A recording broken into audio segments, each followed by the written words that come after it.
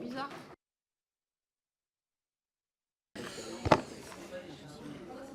Voilà.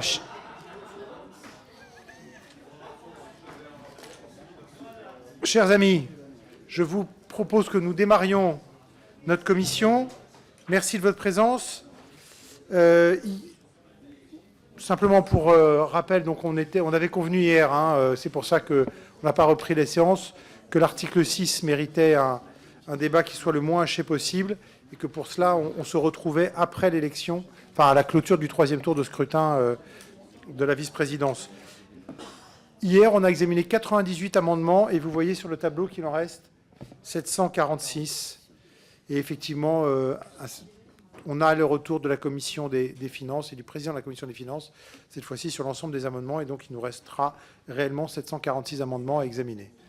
Donc je vous propose qu'on démarre tout de suite, et on démarre par 6 amendements qui nous restent après l'article 5, et c'est Jérôme Guedj qui nous présente les 2 amendements 103 et 104 qui sont mis en discussion. Merci, Monsieur le Président. Dans le prolongement des échanges que nous avons eus précédemment sur la désocialisation des heures supplémentaires, l'amendement que je vous propose à l'instant avec mes collègues du groupe socialiste porte spécifiquement sur les cotisations patronales qui sont donc exonérées sur les heures supplémentaires. C'est une de ces innombrables exonérations. Je vous invite d'ailleurs à lire l'annexe 2 du PLFSS qui, sur les 451 pages, liste chacune de ces exonérations. Celle-ci qui procède d'une déduction forfaitaire de 1,50 € pour les entreprises de moins de salariés et de 50 centimes par heure supplémentaire pour les entreprises de moins de 250 salariés. Elle aboutit à un moindre rendement, donc à de moindres rentrées pour la sécurité sociale, d'environ 845 millions d'euros en 2023. C'était 595 millions d'euros en 2019. Le problème qui est assez révélateur sur l'ensemble de ces exonérations, et je vous cite l'annexe qui est assez exemplaire, puisqu'il y a une partie évaluation. Le dispositif avait été jugé peu efficient par le rapport du comité d'évaluation des dépenses fiscales et des niches sociales en juin 2011, à l'époque où cela existait.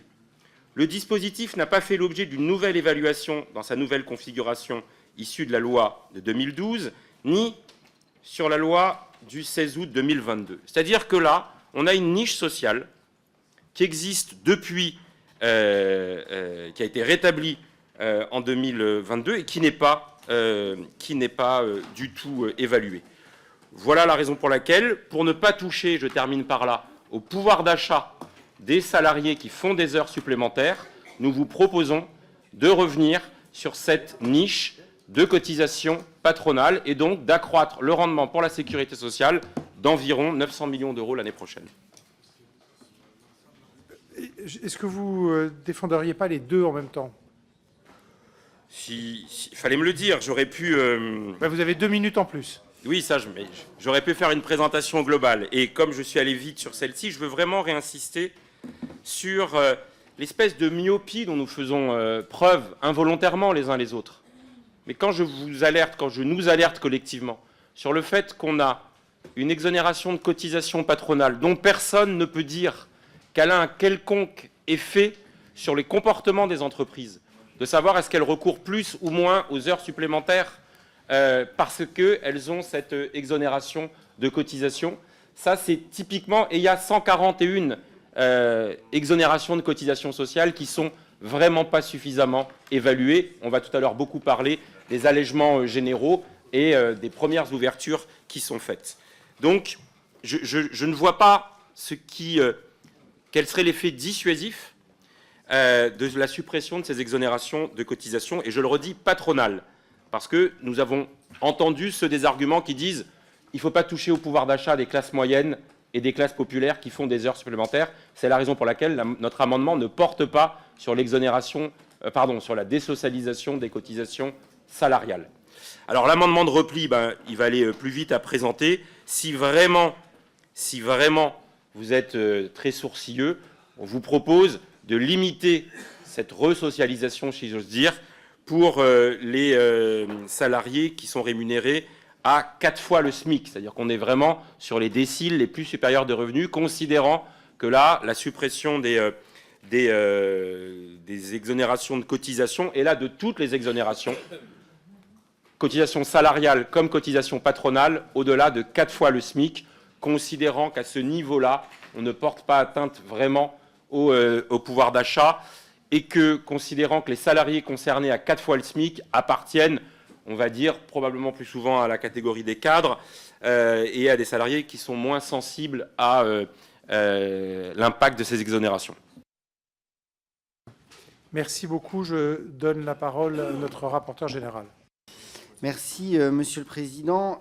Donc, Monsieur Gage, je vais répondre sur les deux amendements.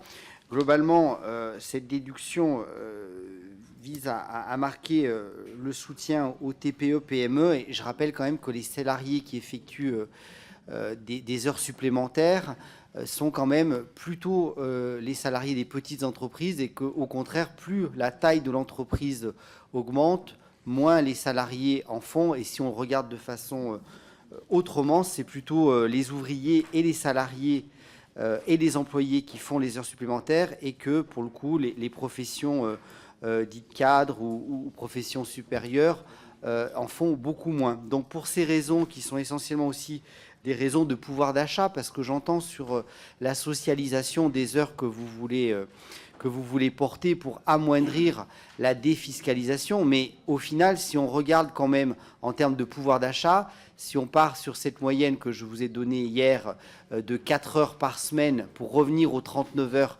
travaillées, ça fait quand même 300 € de supplémentaires pour quelqu'un, et ça fait quand même du pouvoir d'achat en plus. Donc ça sera plutôt un avis défavorable à vos deux amendements. Très bien, je vais ouvrir la discussion. J'ai déjà plusieurs orateurs inscrits. Alors Thibault Bazin, Philippe Vigier, Louis Boyard et peut-être Monsieur Gage après. Oui, merci Monsieur le... Non, d'abord Thibault Bazin, ensuite Philippe Vigier et ensuite vous-même, Monsieur Boyard. Thibault. Merci Monsieur le Président, Monsieur le rapporteur, mes chers collègues. Monsieur Gage, je suis d'accord avec vous, il faut évaluer les dispositifs, et c'est un peu dommage de ne pas l'avoir évalué depuis une dizaine d'années. Pour autant, il ne faut pas qu'on oublie le contexte d'août 2022, avec une vraie demande sur le pouvoir d'achat. Alors, l'idée était vraiment d'apporter une réponse rapide aux besoins d'améliorer le pouvoir d'achat des personnes prêtes à effectuer des heures supplémentaires. Alors, vous dites, ça ne va rien changer si on enlève l'exonération de cotisation patronale. Mais en fait, en réalité, pour l'employeur, pour l'inciter à offrir des heures supplémentaires, il faut faire en sorte que ça implique un surcoût modéré pour ces mêmes employeurs. Parce qu'en fait, il y a une forme de pilotage pour certains employeurs du volume des heures supplémentaires avec un coût de ces heures supplémentaires. Et en réalité, notre pays a besoin de créer de la valeur, non seulement pour les entreprises, pour qu'elles puissent continuer à se développer, mais aussi pour les salariés. Donc il ne faut pas opposer employeur et employé, il faut au contraire créer une alliance. Alors vous évoquez la question, dans votre amendement de repli, de la situation de ceux qui ont 4 fois le SMIC. Je ne suis pas sûr qu'on soit dans le cas de la majorité des cadres. Je pense que c'est plutôt les cadres dirigeants à ce moment-là, et là il n'y a plus d'heures supplémentaires. Après, dans l'exposé des motifs, vous parlez de partage du travail. Mais tout le monde le sait, la réalité, c'est que ce n'est pas en limitant le temps de travail qu'on crée forcément des emplois, surtout dans notre TPE et PME. C'est une réalité économique, et pour toutes ces raisons, nous nous opposerons à ces amendements. Merci, Monsieur le Président. Également, nous opposerons à cet amendement. Et d'ailleurs, je voulais juste simplement dire à Jérôme Gage, que j'ai écouté avec attention dans les 4 minutes d'exposé pour l'amendement et le second. En fait, tout est dit dans l'exposé sommaire, vendu comme mesure de pouvoir d'achat. Mais oui, c'est une mesure de pouvoir d'achat que de proposer à des femmes et à des hommes qui veulent travailler un peu plus. D'abord, ce n'est pas obligatoire, c'est une volonté. Et donc, c'est une mesure de pouvoir d'achat. La deuxième chose, vous dites, ce dispositif contrevient au partage du travail. Alors là, j'entends à nouveau les grands discours Lorsqu'on avait fait les 35 heures, vous allez savoir ce que vous allez voir. On va créer 1,5 million d'emplois, 2 millions d'emplois. Mais la sécabilité du travail, vous le savez très bien, Jérôme Gage. Puisque, d'ailleurs, lorsque la gauche était au pouvoir, on a pu voir qu'elle n'avait pas supprimé les heures supplémentaires. Elle n'avait pas supprimé les dispositifs de défiscalisation. Ils étaient certes moins puissants. Parce que ça correspond également à une possibilité, une souplesse qui est offerte. Et enfin, pardonnez-moi, mais vous avez vu qu'on a apporté une aide différenciée selon que les entreprises soient de moins de 20 salariés ou de 250. Donc, on s'adapte en plus au cœur d'entreprise et on sait que le sujet d'heures supplémentaires est encore plus sensible dans les petites entreprises. Donc, il faut mieux accompagner que dans celles qui sont plus grandes et les ETI en particulier. Donc, on s'opposera à votre amendement. Merci. Louis Boyard. Oui, merci Monsieur le Président. Depuis le début de nos débats, j'ai le sentiment que personne n'a été, en tout cas dans les soutiens de ce gouvernement, n'a été capable de répondre à la question « Où va-t-on ?», qui me paraît quand même être la question cruciale au vu de la difficulté que nous avons devant nous. Depuis le début de l'examen de ce texte, il a été voté un certain nombre d'exonérations de cotisations. Mais alors là, alors qu'on vous fait une proposition de recettes, vous êtes en train de nous dire « Ah non, c'est pas possible ». Et monsieur le rapporteur, je vous ai entendu dire parler des ouvriers, parler des employés, d'accord, mais sur les cotisations, sur les heures supplémentaires qui conduisent à une rémunération globale du salarié supérieure à 4 SMIC, je n'ai jamais croisé un employé ou un ouvrier qui avait plus de 4 SMIC. Donc, vous prenez les ouvriers et les employés et derrière, vous cachez les cadres. Donc, du point de vue de l'amendement de repli, ce que vous dites, monsieur le rapporteur, ce n'est pas entendable. Mais je donne aussi l'avis à tous mes collègues. Ce qu'on a constaté ces dernières années, ce n'était pas une explosion de la dépense, c'était simplement des indexations sur l'inflation. Par contre, ce qu'on a observé, ça a été une baisse de recettes. Le pari qui a été fait ces 7 dernières années, c'est que les baisses de recettes vont tellement stimuler la croissance qu'elle va être énorme et qu'on va avoir encore plus de recettes. Sauf que là, aujourd'hui, on voit que c'est faux. Parce que la réalité, la situation économique du pays vous prouve que c'est faux. Et alors que nous, qui sommes de bonne volonté, parce que je vous le rappelle quand même, le gouvernement qui est actuellement au pouvoir, on n'a pas très envie de le voir, on considère qu'il n'a pas de légitimité. Mais on est quand même de bon cœur. On vous fait une proposition. On vous fait une proposition pour amener encore plus de recettes. Et on nous cache le cadre derrière l'employé ou l'ouvrier. Pardon, mais ça ne me paraît pas entendable. Et c'est pourquoi je vous appelle, en cohérence avec la situation, à voter au moins pour l'amendement de repli qui a été proposé, à savoir le 104. Merci beaucoup. Yannick Monet a demandé la parole. Merci, Monsieur le Président. Très rapidement, moi je comprends l'idée qu'il faille aider les petites entreprises, mais je comprends notre point de divergence. Je réagissais en fait aux propos de notre collègue Bazin, quand il dit offrir des heures supplémentaires. Mais attendez, les salariés ne font pas la charité d'heures supplémentaires. Quand il y a besoin d'heures supplémentaires, c'est qu'un salarié crée de la richesse, produit de la richesse, et pour l'entreprise. Donc, vous êtes en train d'expliquer que, tout compte fait, le patron est bien content de donner quelques mètres d'heures supplémentaires comme si c'était un acte charitable. Non, non. Des heures supplémentaires, c'est des heures de travail qui créent de la richesse pour l'entreprise et qui méritent une rétribution. Après, qu'on regarde quelle taille d'entreprise doit plus contribuer qu'une autre, ça, c'est un autre débat. Mais ce rapport que vous avez entre le salarié et l'entreprise pose un vrai problème. La création de richesse, c'est bien le salarié. Et ce salarié, il a besoin d'un salaire complet. Et le salaire complet, c'est en intégrant les cotisations. Merci beaucoup. J'ai ensuite comme orateur Stéphane Viry et ensuite Jérôme Gage.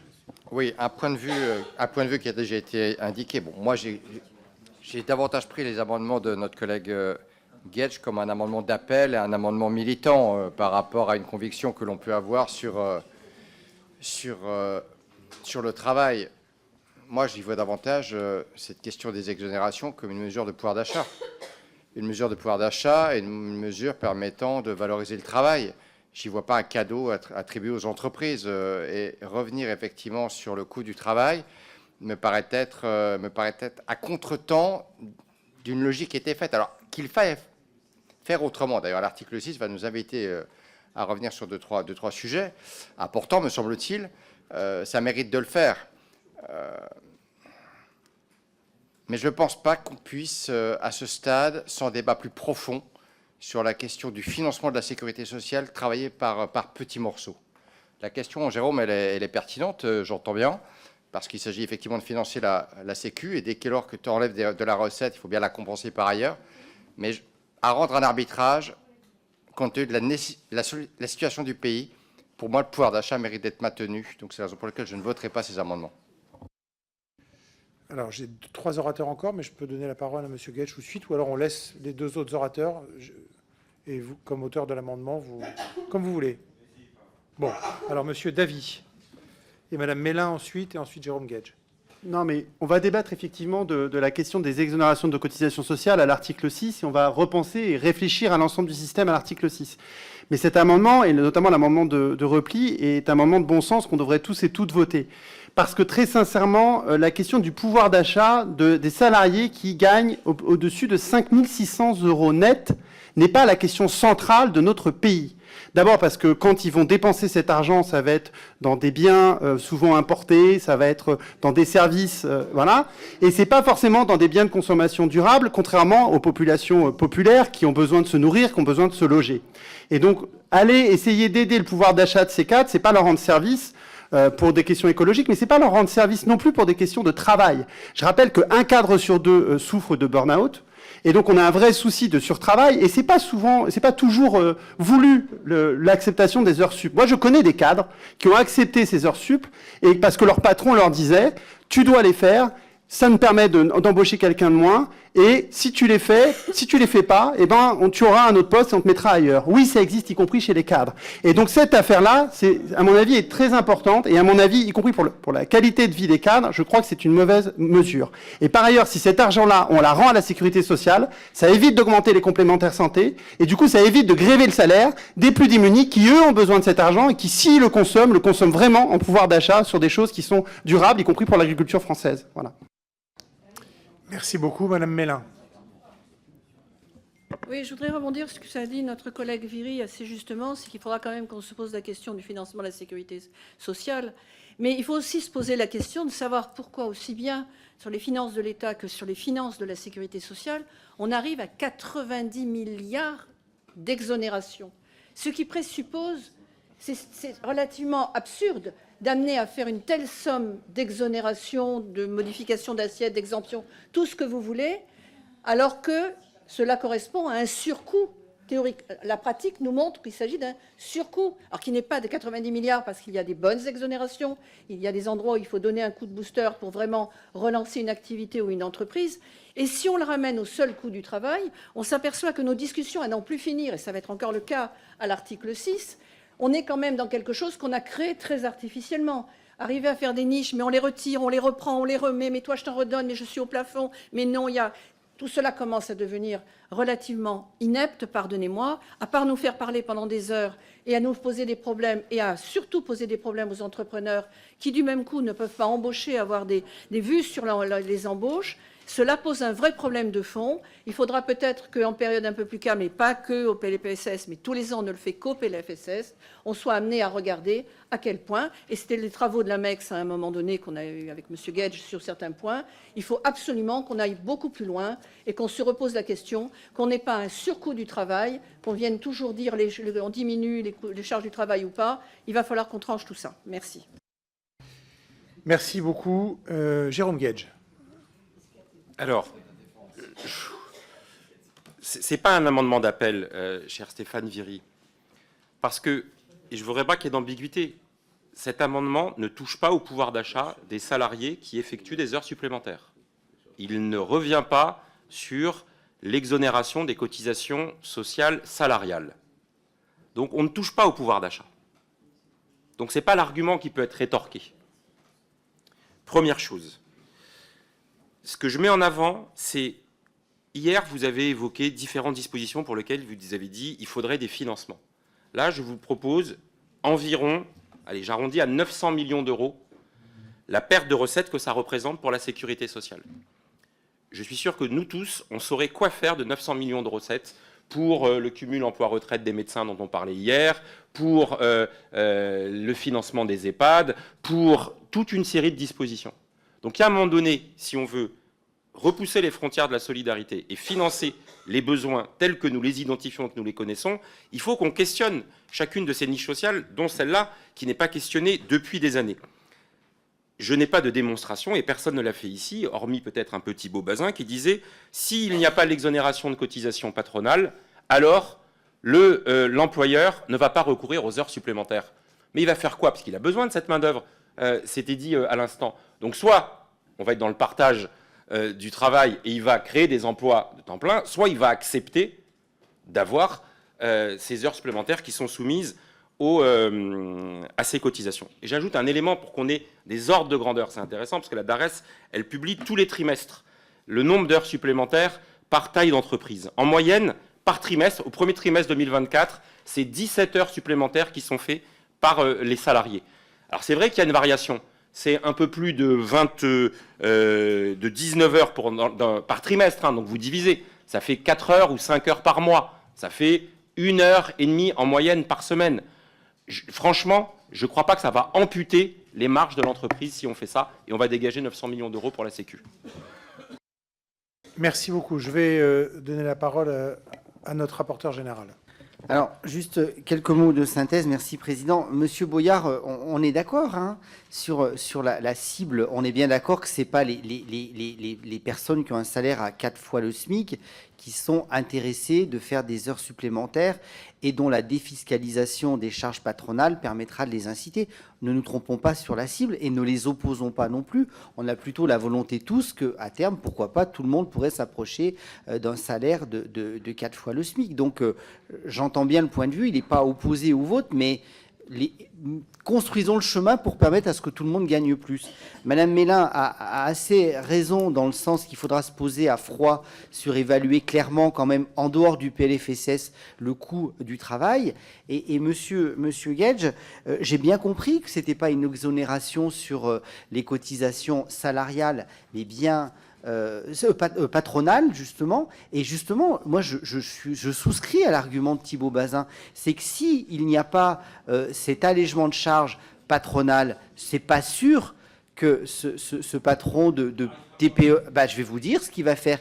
Il va moins produire et il va perdre de l'activité et il va moins créer de valeur ajoutée. Et si on veut s'en sortir au global, d'une façon générale, par rapport à l'état de notre société, l'état de notre dette, c'est par le travail, c'est par la création de valeur ajoutée. Donc si on n'a pas des mesures incitatives, ça sera l'objet de l'article 6, pour favoriser les employeurs à avoir une exonération pour travailler plus, faire des heures dont bénéficient les salariés, qui au final leur fait un pouvoir d'achat, on est dans une boucle vertueuse. Donc j'ai bien compris le sens de votre amendement et je confirme bien que c'est bien un double avis défavorable. Très bien, merci beaucoup. Je vous propose que nous passions au vote sur les deux amendements, en commençant par le vote sur l'amendement 103. Qui est favorable à l'amendement? Qui est défavorable? Il est rejeté. Et l'amendement 104, qui est favorable? Même vote. Défavorable? Même vote. Donc il est rejeté aussi. L'amendement suivant, Monsieur Noder. Merci, Monsieur le Président. L'idée de cet amendement, c'est de pouvoir geler du champ d'application de l'exonération du LODEM pour éviter une hausse des cotisations vieillesse en Outre-mer au 1er janvier 2025.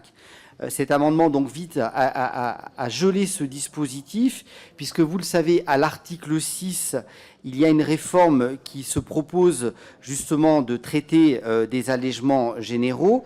Et par cet article 6, le gouvernement en fait, veut augmenter de 2 points les cotisations vieillesse au 1er janvier pour les entreprises qui bénéficiaient de la réduction dite Fillon, qui était la réduction générale des cotisations patronales. Alors après, le périmètre de l'exonération du LODEOM, qui est applicable, je le rappelle, on a eu cette discussion hier sur Guadeloupe, Guyane, Martinique, Réunion, est calqué sur celui de la réduction générale.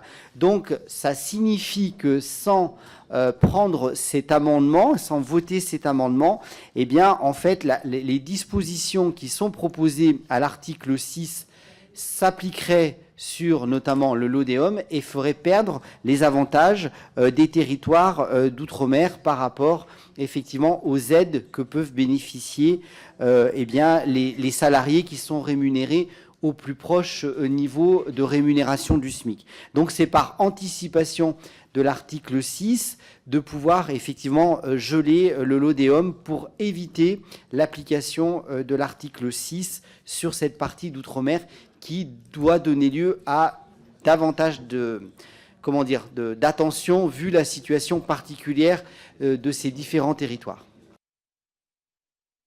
Très bien. Comme nous allons considérer que le rapporteur général est d'accord avec l'amendement de M. Neuder et soutient cet amendement, je vais tout de suite ouvrir la discussion. Madame Ries, n'exagérez pas. Je vais tout de suite ouvrir la discussion. Alors, nous avons d'abord M. Bazin. Oui, merci, Monsieur le Président.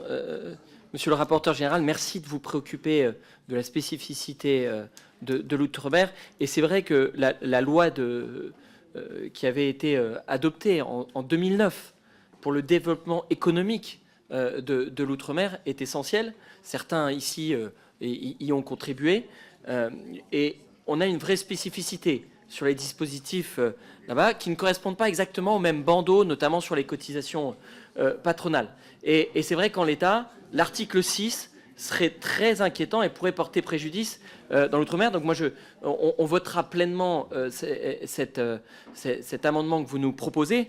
Pour autant, moi je suis inquiet sur ce que le gouvernement prévoit, notamment cette habilitation à légiférer par ordonnance concernant l'outre-mer, parce que ça veut dire qu'on n'est pas sûr qu'il y aura une concertation avec le Parlement, on n'est pas sûr de mesurer l'impact de ce qui est envisagé, alors qu'il y a une mission IGAS-IGF qui est en cours.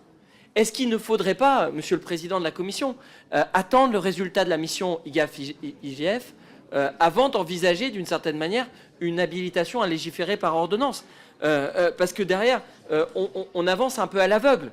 Donc on essaye de geler, ça évite à court terme les choses, mais en fait, en termes de méthode, si on veut assurer la concertation, il faudrait plutôt supprimer cette habilitation à légiférer par ordonnance et attendre les résultats de cette mission IGAS-IGF. Merci. Monsieur Califert. Oui, après, Madame Bellay. Oui, merci, Monsieur le Président. Et merci aussi à Monsieur le rapporteur, merci à vous, chers collègues, et à ceux qui s'apprêtent à voter cet amendement, et aussi à ceux qui s'apprêtent aussi à faire de même lorsqu'on passera à l'article 6. Effectivement, on l'a dit, la LODEOM, c'est quoi? C'est un texte négocié avec le gouvernement pour recouvrir, refroidir la marmite, la cocotte minute sociale qui explosait et qui a explosé en 2009, comme Martinique actuellement. Donc il s'agit là pas de, comment dirais-je, d'une main tendue. On a offert aux pauvres de là-bas parce qu'ils sont, franchement, ils méritent un peu de pitié. Simplement, ce sont des Français et des Françaises qui se trouvent là-bas et qui se battent depuis tantôt pour l'égalité. Ou si ce n'est l'équité, et si ce n'est l'application de la promesse républicaine pour laquelle ils se sont battus, comme bien d'autres, sur le territoire hexagonal. Il s'agit de corriger ou tenter de corriger des vulnérabilités qu'on trouve particulièrement décrites avec pertinence et brillance dans la mission Outre-mer. Et comme disait le rapporteur, M. Bazin l'a dit, je crois qu'il faudrait qu'il vienne chez nous parce qu'il commence à être un peu un Français de l'Hexagone associé au territoire ultramarin. Et ça fait un parfait Français car il a bien compris qu'il y a à la fois l'Hexagone, il y a à la fois aussi les territoires ultramarins qui permettent à la France d'être la deuxième zone économique exclusive. Et ça, c'est important. Je ne parle même pas du rôle de la Guyane. C'est l'ODEOM, je disais, qui maintient la cocotte minute. Et là, il est bon aussi qu'il y ait ce gel-là. Mais lorsqu'on arrive à l'article 6, qu'on puisse bien comprendre qu'il faut, comme je l'ai dit l'autre jour, qu'il faut laisser la mission IGF et IGAS se terminer. Et redébattre encore ici sans participer, sans avoir les ordonnances. Merci, Monsieur le Président. Merci, Monsieur Califert. Madame Bellet. Bellet, pardon. Oui, merci Président. Merci au rapporteur. Évidemment, nous allons soutenir cet amendement en ce qu'il vient consolider une mesure qui, évidemment, nous semble avoir des effets positifs sur l'emploi en Outre-mer, quand bien même nous sommes intéressés par les résultats, en effet, de l'IGF-IGAS, pour lesquels, d'ailleurs, nous avons été quasiment tous les parlementaires de Martinique et de Guadeloupe auditionnés. Il y a un intérêt désormais à pouvoir mesurer néanmoins les impacts et la crise que nous sommes en train de passer en Martinique et le taux de chômage, malheureusement encore trop important, nous emmène à nous poser des questions sur les impacts cumulés d'un certain nombre de dispositifs qui ont vocation à soutenir l'emploi et dont on se pose parfois la question de savoir s'ils le soutiennent suffisamment. Mais pour l'heure et en attendant, nous soutiendrons, comme sur l'article 6, cet amendement afin de ne pas déstabiliser les collectivités, enfin les entreprises martiniquaises. Et tel que l'a dit le collègue, nous appelons à la vigilance quant au mode par lequel le gouvernement souhaite aujourd'hui légiférer. Nous sommes naturellement opposés à ce que ça se gère par voie d'ordonnance, parce qu'il ne s'agit pas de gérer au-dessus de la jambe des territoires déjà bien trop fragilisés et qui aujourd'hui montrent la hauteur de leur exaspération. Merci. Merci beaucoup. Je donne la parole à Philippe Vigier. Oui, très rapidement, Monsieur le Président, Monsieur le rapporteur général, pour venir en soutien sur l'amendement du rapporteur, ça a été dit par les précédents orateurs. L'insularité dans tous les territoires ultramarins en dehors de la Guyane est un obstacle considérable. La dépendance, bien sûr, par rapport à tous les matériaux que l'on doit importer de l'Hexagone est également un handicap très fort. Donc au moment où on a mis en place ces dispositifs puissants qui commencent à produire leur effet, mais je vous invite juste à regarder le taux de chômage et le pourcentage de RSA qui est dans les territoires ultramarins. Donc ça appelle un traitement différencié. On ne peut pas traiter les territoires ultramarins comme on traite l'Hexagone. Ce serait une incompréhension totale. Donc là, je crois que c'est un effort juste que nous faisons. Et c'est bien d'ailleurs qu'on ait cette discussion tous ensemble à ce stade, me semble-t-il, de nos débats pour la suite, quel qu'il soit. Merci. Tu veux prendre la parole? Merci beaucoup. Yannick Nader. Non, bah, je suis satisfait qu'effectivement tout le monde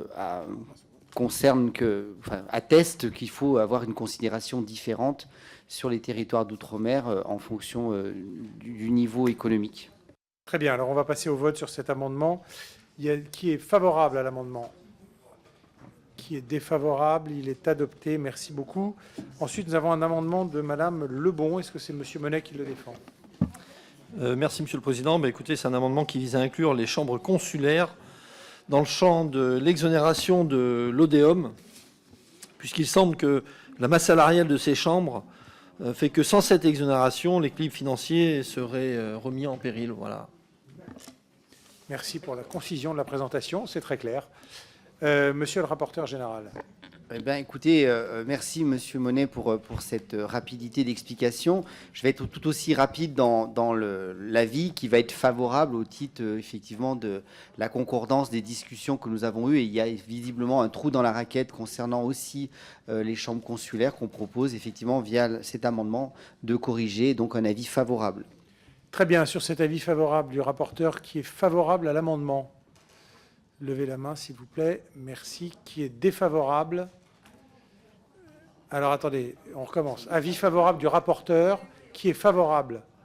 Merci. Qui est défavorable? Très bien, l'amendement est adopté. L'amendement est adopté. J'ai ensuite une discussion commune sur deux amendements. Premier de Madame Garin. Je ne sais pas, Monsieur Lucas. Allez-y. Merci, Monsieur le Président. Cet amendement de notre excellente collègue Marie-Charlotte Garin vise à renouer finalement, ou à expérimenter ce qui pourrait nous permettre de renouer avec ce qu'est notre histoire sociale et républicaine, c'est-à-dire la réduction, le partage du temps de travail. Vous savez, nous croyons en cette maxime, travailler moins, travailler mieux, travailler tous. Et donc nous vous proposons là un dispositif d'expérimentation des 32 heures. Il s'agit d'exonérer de cotisations sociales les entreprises qui embauchent des salariés à 32 heures hebdomadaires, tout en les rémunérant sur la base de 35 heures. Cette initiative vise, je le disais, à renouer avec ce qui est finalement le sens de notre construction sociale, la réduction du temps de travail. Il nous paraît que c'est, et c'est d'ailleurs pas nous qui le disons, c'est l'INSEE quand elle avait regardé ce qu'avait été le bilan des 35 heures sous M. Jospin, c'est la mesure qui crée le plus facilement de l'emploi de façon massive. C'est aussi une mesure pour apaiser, je crois, la société, pour partager le travail. C'est une mesure, de notre point de vue, qui va dans le sens aussi de la juste répartition des gains de productivité pour l'ensemble des salariés de ce pays. Merci. Donc, discussion commune avec un amendement de Madame Hamdan. C'est Monsieur Boyard, pardon. Oui, amendement déposé par l'excellente collègue Hamdan. J'aimerais poser une question à tous les commissaires ici, et particulièrement à vous, Monsieur le Président de la Commission. Au moment où on a étudié le rapport sur la semaine en 4 jours, qui a été proposé par le collègue Viry, j'avais posé une question.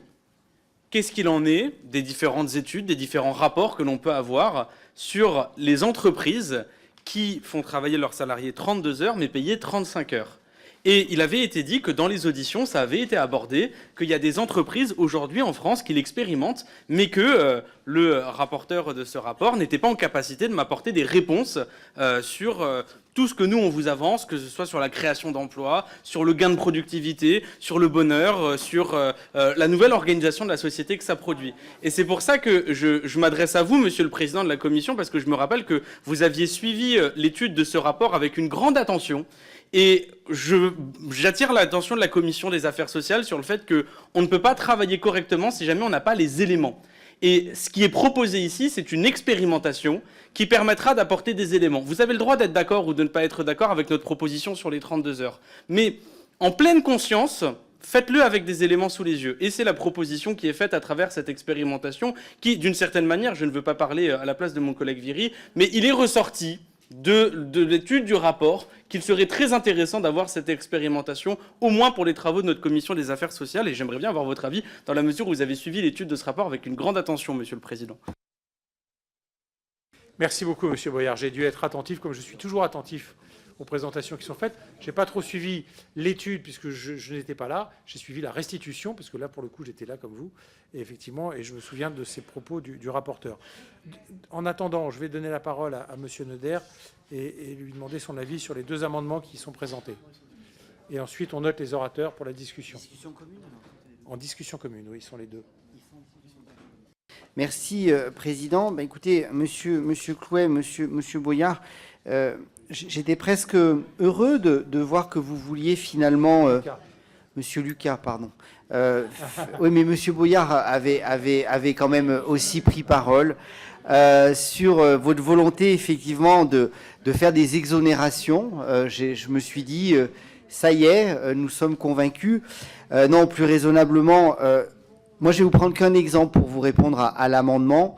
Je crois que si nos hôpitaux fonctionnent particulièrement difficilement, c'est qu'ils ont eu un gros coup qui était les 35 heures, qui ont complètement déstabilisé notre organisation d'hôpital public. Je l'ai vécu comme beaucoup de professionnels de santé dans cette salle. Il faut quand même s'en rappeler. Moi, je prendrai juste l'exemple de mon hôpital. Sur les 6000 soignants, ça devait créer 600 postes. Ça ne les a jamais créés. Et on est parti dans tout ce qui a été difficile, l'intérim, les fermetures de services pour manque de personnel, enfin, donc tout ça. Donc j'imagine l'impact de 32 heures dont je n'ose même pas imaginer. Donc sur le fond, vous avez compris que on n'est pas du tout favorable et que par ailleurs, dans la situation actuelle, je pense qu'il faut plus travailler, quitte à travailler mieux avec une meilleure santé au travail. Tous ces éléments-là ne sont pas antinomiques, mais je pense que ces semaines de 4 jours, ne faisons pas dire non plus ce qui n'a pas été dit. Je pense que de travailler en 4 jours dans certaines professions, ça peut être intéressant, sur notamment le transport, des économies de cantine, des économies de garde d'enfants qui au final se traduisent par du pouvoir d'achat, mais ça veut dire 4 jours Travailler 4 jours au lieu de 5 jours, ça ne veut pas dire travailler moins. Ça veut dire faire des journées un peu plus longues pour avoir des journées différentes. Donc ce n'est pas du tout l'esprit du sujet. Donc attention aussi de ne pas dévoyer les propos de M. Viry sur la semaine des 4 jours et sur le rapport, parce qu'il n'avait jamais été, il n'a jamais été dit qu'on voulait 32 heures et pourquoi pas 28. Enfin, dernier point sur l'aspect plus légistique, le dispositif que vous évoquez, au-delà de nos considérations, renvoie quand même beaucoup au décret plutôt que l'aspect législatif. Donc ça sera un triple avis défavorable. Très bien, merci. J'ouvre la discussion avec les orateurs déjà qui se sont fait connaître. Thibault Bazin et ensuite M. Clouet, puis un certain nombre d'autres ensuite. Merci Monsieur le Président. Mes chers collègues, le slogan travailler moins, travailler mieux, travailler tous, oui. Travailler moins, ça peut être un choix, mais la question c'est quelles conséquences. Et la conséquence, si c'est travailler moins pour avoir moins de salaire, ça peut être un choix. Mais si c'est travailler moins à un salaire équivalent, il va bien falloir que quelqu'un paye. Et derrière, on a quand même des conséquences, notamment en termes de finances publiques. Alors, ces conséquences sur le pouvoir d'achat, les conséquences sur les impôts ne sont pas négligeables. Et on a l'impression qu'avec ce débat sur le temps de travail hebdomadaire, on en oublie la réalité, c'est que la plupart de nos organisations aujourd'hui, elles ont annualisé ces temps de travail. Et d'ailleurs, ceux qui ont le plus subi avec les 35 heures, c'est plutôt les salariés modestes qui ont été privés d'heures supplémentaires avec cette annualisation. Et donc aujourd'hui, moi je pense que, vu la situation de notre pays, et comparativement à d'autres pays, on a besoin de créer plus de valeur pour faire vivre nos services publics. Parce que sinon, si on réduit le temps de travail, la première conséquence, ça sera sur nos services publics, qui derrière en souffriront. Et je sais que vous êtes très attachés aux services publics. Alors, à mon avis, il ne faut pas voter cet amendement et je vous invite à le retirer. Merci beaucoup. Monsieur Clouet. Merci, Monsieur le Président. Alors, notre collègue Bazin vient de nous sortir le poncif qui est intéressant, parce qu'il faut bien le dégonfler, donc c'est l'occasion. Vous nous dites, si on baisse le temps de travail, il faut que quelqu'un d'autre paye. Mais depuis le début du XXe siècle, le temps de travail a été divisé par 2. Qui a payé? Vous avez le sentiment qu'on gagne 2 fois moins d'argent qu'en 1900? Non, je ne crois pas. Peut-être que ça ne marche pas comme ça, en fait, si on regarde les faits empiriques sur toute l'histoire du XXe siècle. Parce que, ici, c'est ce dont il est l'objet, c'est la diminution du temps de travail, qui est un mécanisme séculaire et historique de toutes les sociétés, à part quelques-unes, dont la française. Et ici, on est quand même très mesuré, puisqu'on propose une expérimentation du passage aux 32 heures. Pourquoi une expérimentation? Parce que là aussi, c'est l'histoire de France, de la RTT. Elle a longtemps pris la forme d'une expérimentation, à une exception, 1936, création donc des premières semaines de congés payés, au terme d'une grande grève ouvrière qu'évidemment on salue. Mais les étapes suivantes, 1955, Renault, qui avait été nationalisé pour collaboration avec l'occupant, on le rappelle, signe une 3e semaine de congés payés, qui 6 mois plus tard est étendue par la loi. En 62, la régie Renault fait la 4e semaine étendue par la loi en 68. Et là aussi aidé par, disons-le, une très belle grève générale qu'on salue également. Mais il n'y a pas qu'en France que cette mécanique existe. En Suède, par exemple, le médico-social et le médical sont largement passés aux 32 heures. Les gens ne sont pas plus malins que nous, ils ont juste organisé différemment l'activité et le travail. Et monsieur le rapporteur, vous disiez que vous avez connu à l'hôpital les 35 heures. Mais moi, je pense que vous n'avez justement pas connu les 35 heures à l'hôpital, parce que les secteurs sous tension n'ont guère connu en réalité l'effet des 35 heures, me semble-t-il. Parce que beaucoup de personnes n'ont pas pu poser les jours de RTT. Donc c'est l'organisation même de cette RTT proclamée qui est très peu arrivée finalement sur le terrain. Les remplacements n'ont pas eu lieu. Il y a eu des jours non posés qui sont accumulés sur des comptes épargne-temps énormes au terme de quelques années, assez rapidement. Parce que... Mais tant mieux si c'est au choix de l'employé. Mais vous n'allez pas nous dire que les Françaises et les Français sont les seuls du monde à ne pas réussir à baisser de 3 heures par semaine leur temps de travail. C'est une question d'organisation. Et ça s'est testé en Islande, ça se teste actuellement en Espagne et dans plusieurs centaines d'entreprises en France. C'est une question politique d'organisation du travail. Et alors, je donne la parole maintenant à M. Monnet. Merci, monsieur le rapporteur. Je ne ferai pas un débat sur la question du temps de travail. Je ne peux quand même pas laisser dire, monsieur le rapporteur, que c'est 35 heures contre l'hôpital public. Je rappelle quand même accessoirement que la tarification à l'acte ont asséché les finances de l'hôpital public. La deuxième chose sur les 35 heures, chers amis de droite, ça a été voté le siècle dernier. Depuis, vous avez été au pouvoir de nombreuses fois, vous n'êtes jamais revenu dessus. Donc je veux bien que les 35 heures sont les mots de tout, mais quand même, vous les avez jamais remis en cause et vous auriez pu, vous aviez les majorités nécessaires. Non, moi je le prends. Ce qui m'intéresse dans cet amendement, Ce qui m'intéresse dans cet amendement, c'est la question de l'attractivité de certains emplois. Aujourd'hui, on le sait, on a 8 fois plus de demandeurs d'emploi que d'emplois disponibles.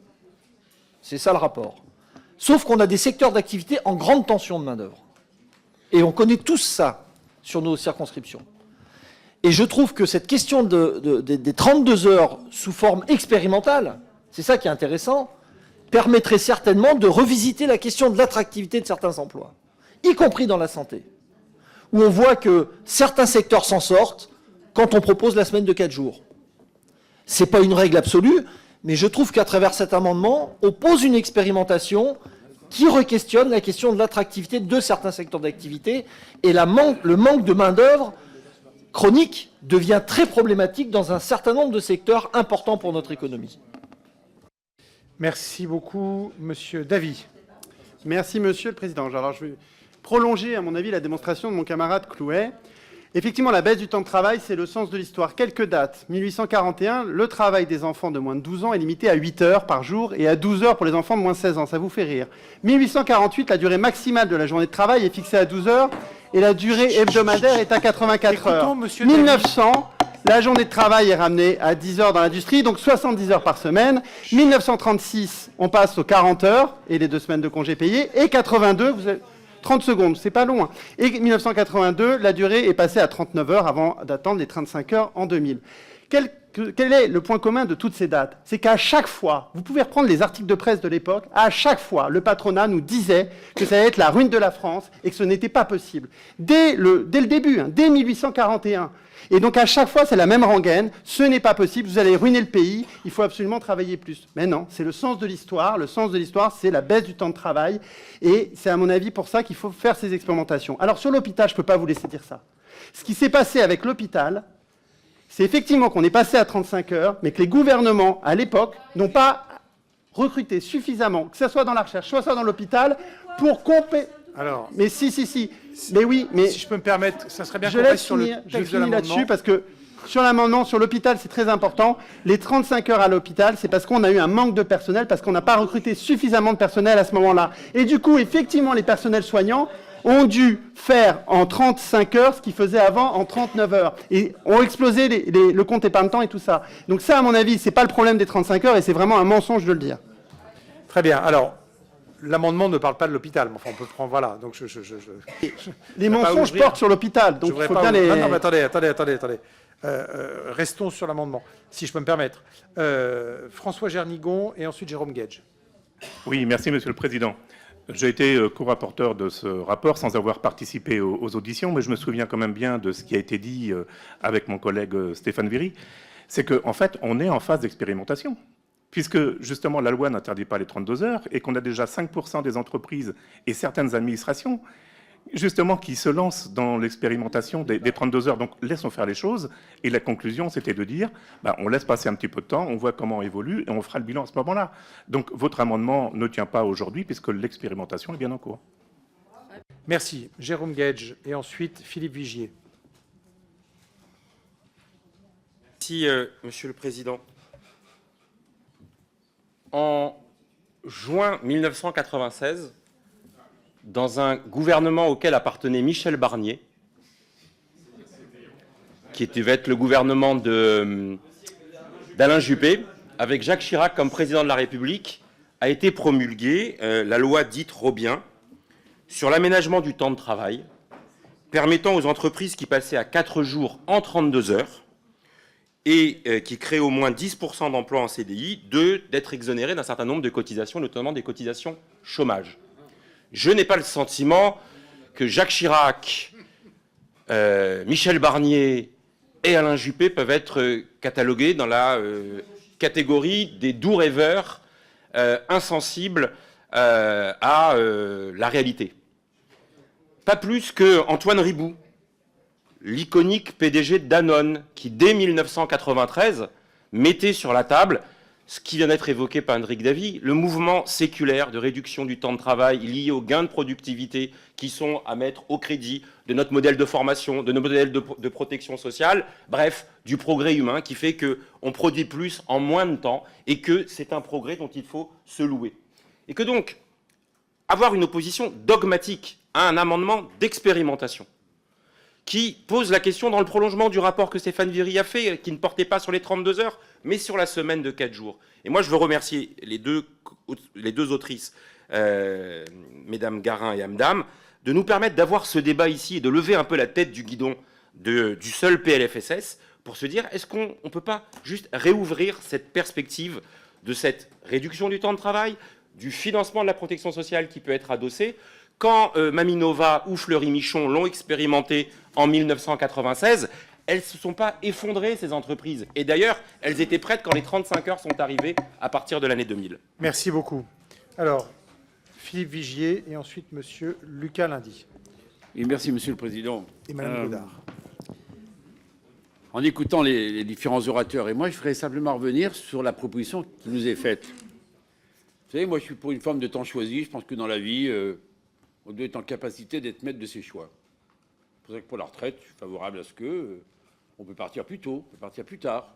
Vous voyez, la liberté, pour moi, ça compte. Après, dans cet amendement, ce qui me surprend quand même, c'est que d'abord, vous êtes sur 32 heures, payé 35, donc vous m'accorderez quand même que c'est une charge. Vous nous avez fait des grandes explications justes, en expliquant que lorsqu'on fait des exonérations de charges sociales, on en a 90 milliards, c'est une charge. Et il m'aperçoit d'ailleurs que les gouvernements de gauche, pour envoyer à notre ami l'argumentaire déployé sur les 35 heures qu'on n'a pas remis en cause, vous n'avez pas remis en cause ces exonérations sociales. De même que sur les retraites, je rappelle que toutes les réformes de retraite qui ont été faites ici même depuis 30 ans, personne n'est revenu en arrière. Et pourtant, vous avez eu l'exercice du pouvoir. Mais je voudrais simplement dire à notre collègue Boyard qu'il y a deux petites choses. C'est un CDD, donc de précarité. Moi, ça me gêne beaucoup parce que vous êtes des défenseurs de la non-précarité. Et là, vous proposez un CDD. Ça me gêne. Parce que, quelque part, le CDD, ce n'est pas ce qui permet derrière d'avoir une sécurisation. Et puis, vous focalisez enfin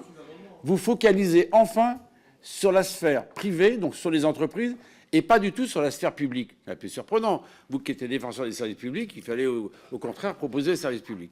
Et le tout dernier mot pour les 35 heures, mais je termine juste là-dessus. À l'hôpital, l'assistance publique des hôpitaux de Paris, vous savez en quelle année la loi Aubry a été appliquée? Vous vous en souvenez tous? Elle a mis 4 ans à l'appliquer, début 2001. Voilà la vérité. Merci beaucoup. Alors, Benjamin Lucas Lundy. Oui, Monsieur le Président, moi j'aime beaucoup les vieux films et j'ai eu l'impression d'en vivre un en direct et je remercie le collègue Bazin de nous avoir offert ça. Monsieur Bazin, vous avez 200 ans en réalité. Et il y a toujours eu, je ne sais pas si c'était dans cette salle à l'époque ou ailleurs, mais il y a toujours eu dans ces murs des Monsieur Bazin pour nous expliquer que c'était pas possible les 40 heures. Rendez-vous compte, ça va coûter cher, c'est impossible, ça va déstabiliser complètement la société. D'ailleurs, c'est irréaliste, c'est irresponsable. On a eu ensuite des Monsieur Bazin qui, dans les années 80, 1980, nous ont dit c'est impossible les 39 heures et la 5e semaine de congé payé, c'est irresponsable, c'est irréaliste, vous allez mettre à terre l'économie. Enfin, rendez-vous compte. Vous avez eu des Monsieur Bazin, sans doute aussi Monsieur Barnier, d'ailleurs, il y a une connotation similaire, dans les années 90, pour nous dire c'est irresponsable, c'est irréaliste. Eh bien, vous êtes finalement fidèle à cette tradition assez ringarde, je dois le dire malheureusement, qui consiste à nous dire qu'à chaque fois qu'on propose de partager... Oui, la ringardise n'est pas une critique, ça peut être bien d'être ringard. J'aime les vieux films, je vous l'ai dit juste avant. Et j'aime la musique aussi très ringarde. Donc c'est pas dans ma bouche une critique, mais c'est une ringardise politique. Elle est qualifiée politiquement, qui est toujours de s'opposer quand on dit on va partager les gains de productivité qui sont considérables ces dernières décennies. Eh bien, on va permettre aux salariés d'en profiter. Quand on dit on va redonner du sens à ce que nous faisons ici, que faisons-nous ici? On cherche à faire en sorte que nos compatriotes vivent mieux, puissent travailler dans de meilleures conditions. Et oui, nous considérons que pour travailler dans de meilleures conditions, la réduction du temps de travail, elle est un instrument indispensable. Et c'est d'ailleurs le sens de notre histoire sociale qui en témoigne et qui le démontre. Donc encore une fois, je crois que on est là dans quelque chose qui nous oppose effectivement, dans une vraie différence idéologique au sens noble du terme. Et ce débat, il est majeur. C'est que nous croyons, oui, à une société du temps libéré. Nous croyons que les gains de la science, les gains de la médecine, les gains de la productivité, ils doivent être partagés. Que les fruits du travail, vous faites sans cesse référence à la valeur travail, bien que ceux qui vont travailler puissent bénéficier du fait qu'on travaille aujourd'hui mieux, plus, en moins de temps. Et donc, oui, nous croyons, nous, à cette société du gain, du temps libre sur le temps du travail. Merci beaucoup. Océane Godard.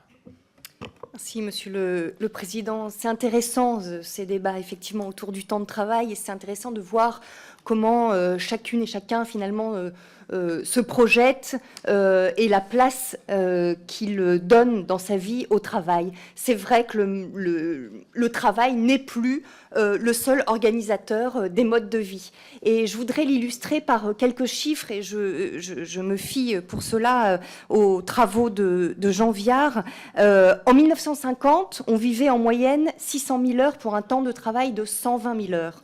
Aujourd'hui, on vit en moyenne 700 000 heures pour un temps de travail de 67 000 heures. Et ça témoigne effectivement des trajectoires de vie qui ont évolué, qui ne se remplissent pas uniquement avec le travail. On existe différemment, on existe avec le bénévolat, on existe avec l'engagement, quel qu'il soit, associatif, politique ou autre. On existe aussi et on vit aussi avec les loisirs, la société des loisirs, les mobilités aussi, tout cela. Les vies sont différentes et ont des trajectoires différentes, et cela, on doit en tenir compte.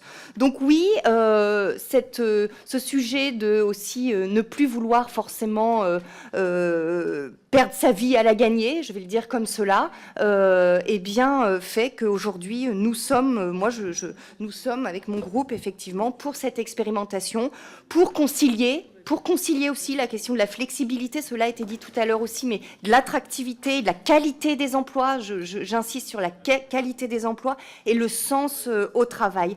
Alors pour cela, effectivement, cette expérimentation, en tout cas, nous semble intéressante. Merci. Pour clôturer le débat et avant le vote, je donne la parole à notre rapporteur général. Simplement, merci Président. Simplement, juste pour faire pointer quand même du doigt quelques contradictions qui ont été quand même évoquées, vous avez beaucoup bâti vos argumentaires sur les 35 heures en disant qu'elles pouvaient s'appliquer grâce à beaucoup de gains de productivité dans les entreprises, en prenant l'exemple de Danone. Moi, je vous poserai juste une question, mais justement, il fallait bien des endroits où on pouvait exclure les 35 heures, parce qu'à l'hôpital, quel gain de productivité voulez-vous avoir? On ne fait pas de la productivité à l'hôpital, on fait du soin. Donc vouloir baser et caler un système de productivité que vous avez d'ailleurs souvent dénoncé à l'hôpital, c'est justement, l'hôpital aurait dû être un des endroits qui confirmait la règle, c'est de ne pas appliquer les 35 heures, non pas parce que, monsieur Davy, on n'a pas voulu recruter à l'hôpital, c'est que, en fait, les professionnels n'existaient pas sur le marché, donc ce n'était pas une volonté de ne pas les recruter, c'est que, en fait, 10%, c'est 10% de la masse salariale en soignants qu'il fallait recruter, et que ces 10%, je reprends l'exemple de mon hôpital, sur 6000 soignants, il fallait en recruter 600, malheureusement, formés, il n'y en avait que 60. Donc Philippe Vigier a dit que c'était 4 ans à la PHP pour les mettre en œuvre, ça a été globalement même encore plus long dans certains autres hôpitaux, par défaut de personnel. Voilà, merci. Je ne voudrais pas que le débat glisse sur les 35 heures à l'hôpital. Non, l'amendement n'est pas sur les services publics, donc on est un petit peu, voilà. Alors on va revenir à l'amendement et je vais le mettre au vote, enfin aux voix les deux amendements. Donc le premier amendement, c'est le numéro 837 de Madame Garin. Et donc qui est favorable à cet amendement? Qui est défavorable? Il est rejeté.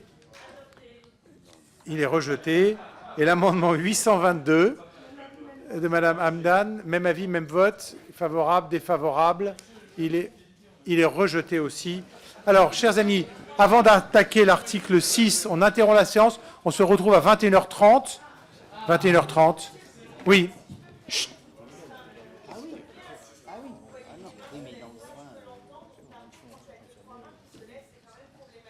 J'ai entendu 2 fois même avis, même vote des différents groupes. Je comprends. Que tout le monde lève la main. D'accord, j'y veillerai. J'y veillerai. Merci beaucoup, en tout cas, à 21h30.